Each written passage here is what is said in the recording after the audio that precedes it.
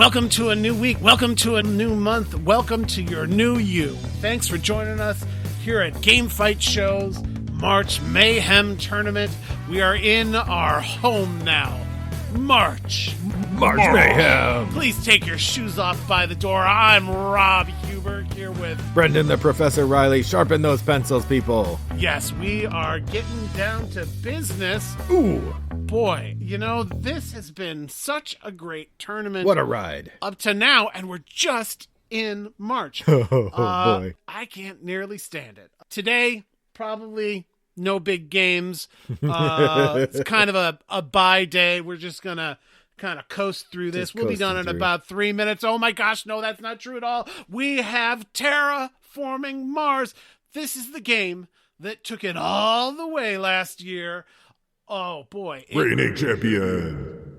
It took down none other than Gloomhaven. Gloomhaven? Wow. Oh boy. I don't know if this is quite an example here of the ridiculous and the sublime. Mm-hmm. We can argue about that. But it's coming up against Camel.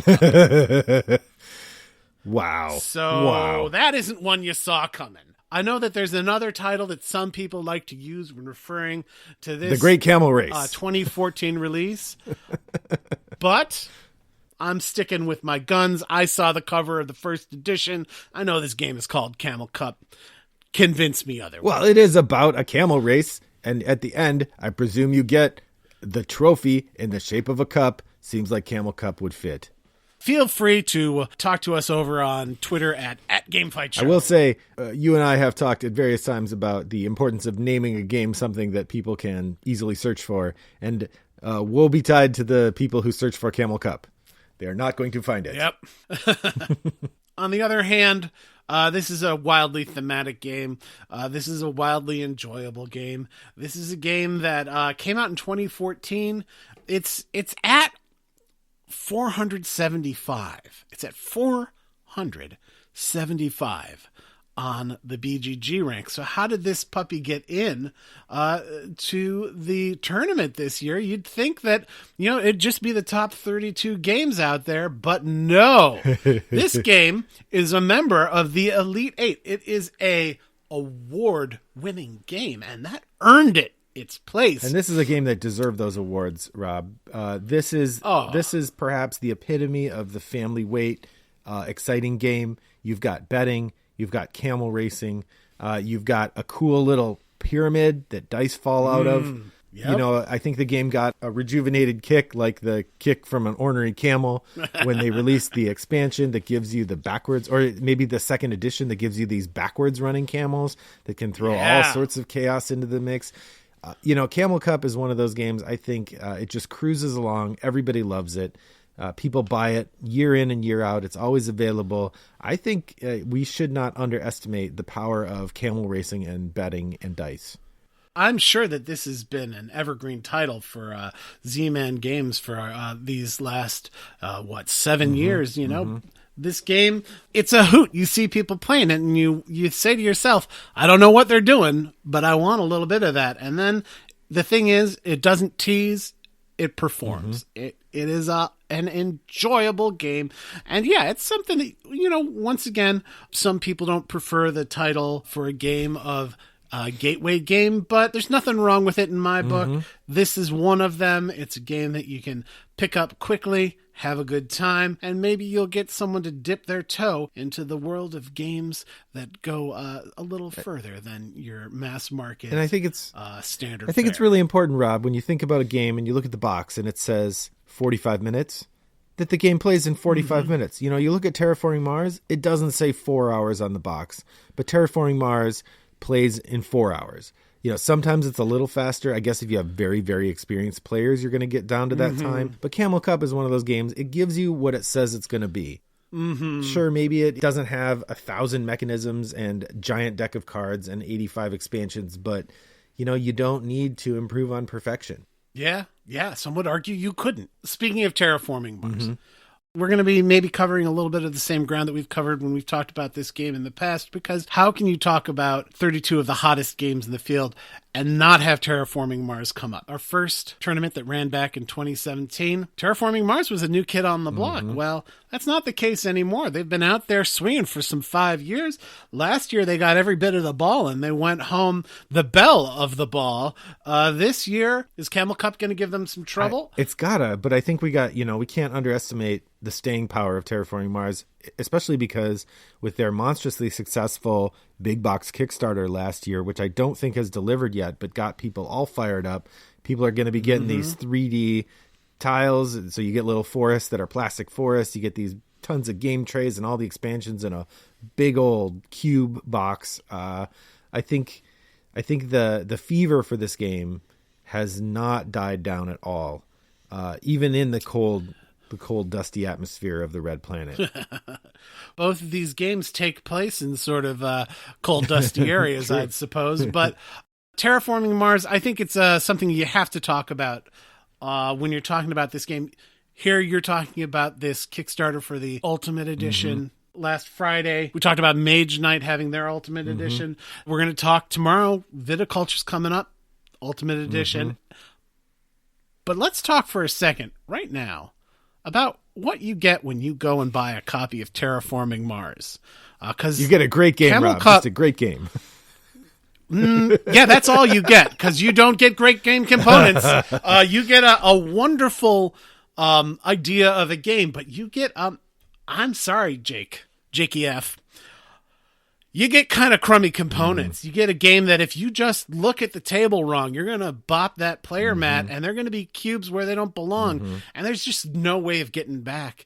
And the cubes are going to be flaky. The art really uneven. The cards they're onion paper thin. Yeah. I was going to say the player boards remind me of the movie Goodfellas, where they talk about shaving the garlic so thin it melts in the pan. I mean, we're ragging on an old friend here a little bit, but I think it is to the point that I probably mentioned this last year as well. There is a running gag in the Terraforming Mars forums where someone will come in and say, "Hey, I bought a copy of Terraforming Mars, and the cubes are chipped, and the art on the cards looks a little wonky. I think I got a pirated copy." And people say, "Nope, that sounds right." Yep. There it is. Most people's opinion is that the game outweighs the issues with the components.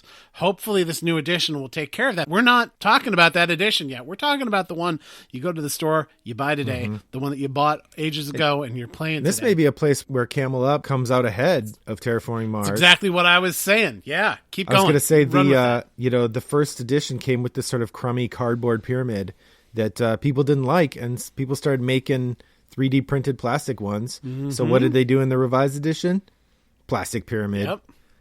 Yep. Well, but even with the cardboard pyramid, the components are sort of in this game just as necessary as they are in Terraforming Mars to work. It's just they did work. Yeah. So I don't know. Terraforming Mars is our third seed. It's number 4 on the overall ranks. This is a well-loved game, but Camel Cup is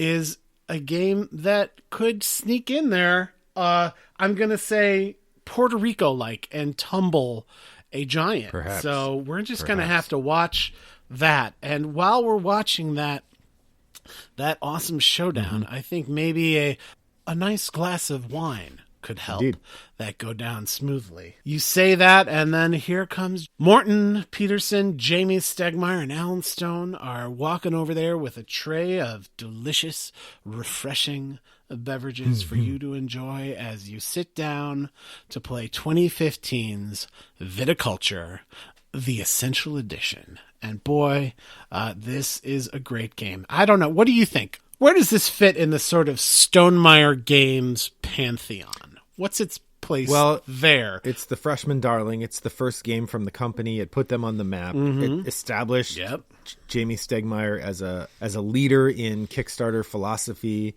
I would say when people look at the games from the company, it is probably, last year I would have said second in popularity. It's probably third in popularity to Wingspan and Scythe. right? So Wingspan and Scythe both have monstrous popularity, but Viticulture, it's a tried and true workhorse. It's some of the other games from them, Pendulum, Between Two Cities, Euphoria. These are games that are well liked, but niche games. They're not games that people talk about every day. Viticulture is one of these ones that people talk about on the regular. When they talk about a really solid mid-level worker placement game, Viticulture, along with its Tuscany expansion, is really seen as a high point for the company and a solid performer.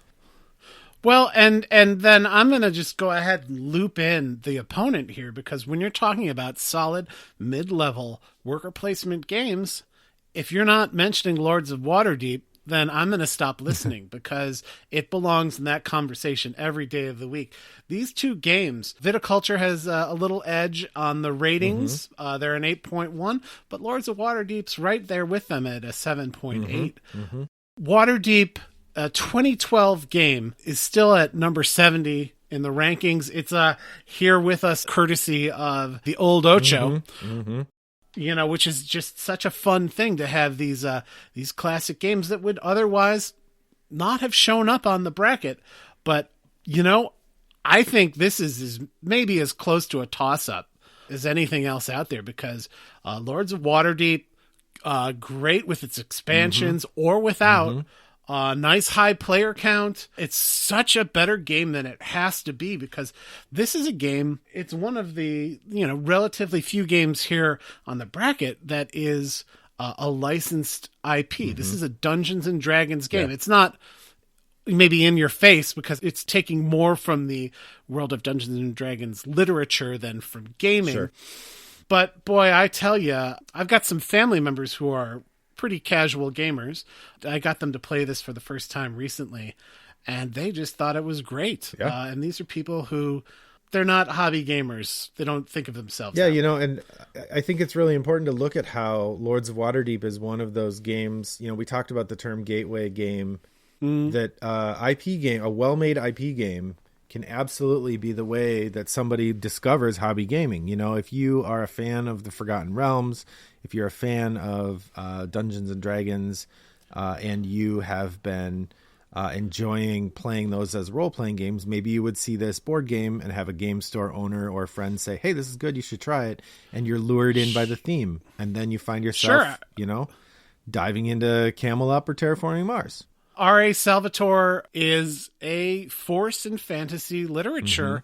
The niche that he's carved for himself in the Dungeons and Dragons novels that he has created, it's undeniable. Indeed. Undeniable. And I'm going to tell you that as far as designers, Peter Lee, who is one of the two designers along with Rodney Thompson on this game, Peter Lee did some work on HeroScape back in the day.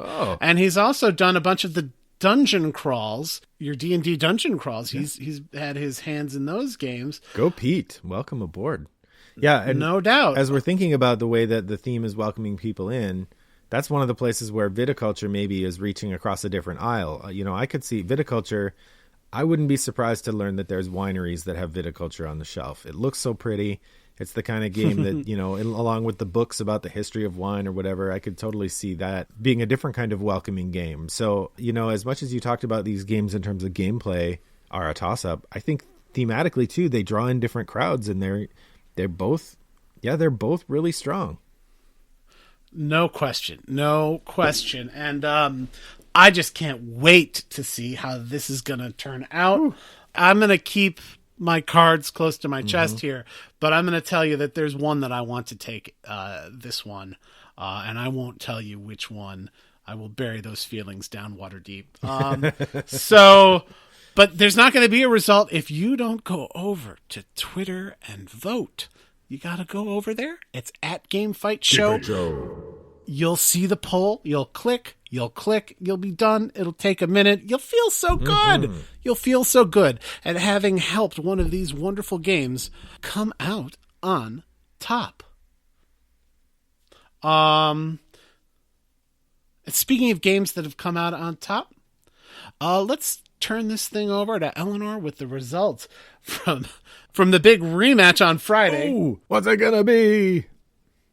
Yep, we had Scythe coming back up against Puerto Rico, and then we had Spirit Island against Mage Knight. I can't hardly wait. Eleanor? You know what time it is. Here I am with your results. Oh man, were those two big bouts or what? Puerto Rico could not stand up to Scythe this year in their big rematch, while our other bout saw Spirit Island scare off Mage Knight. 4 great games, 2 big wins, and one heck of a way to start off the 3rd week in this awesome tournament. Back to you all. Well, there you have it. Ooh. If you called that, you are a better prognosticator than am I, but you can't argue with results, right? I'm not going to try. I wouldn't if I were you. Thanks for listening to us, folks. Thank you so much, Eleanor, for filling us in on the results from what was one heck of a pair of matchups from yesterday. And you go enjoy the rest of your Monday, and we'll catch you on Hump Day. See you Wednesday right here at Gamefight Show. Gamefight Show.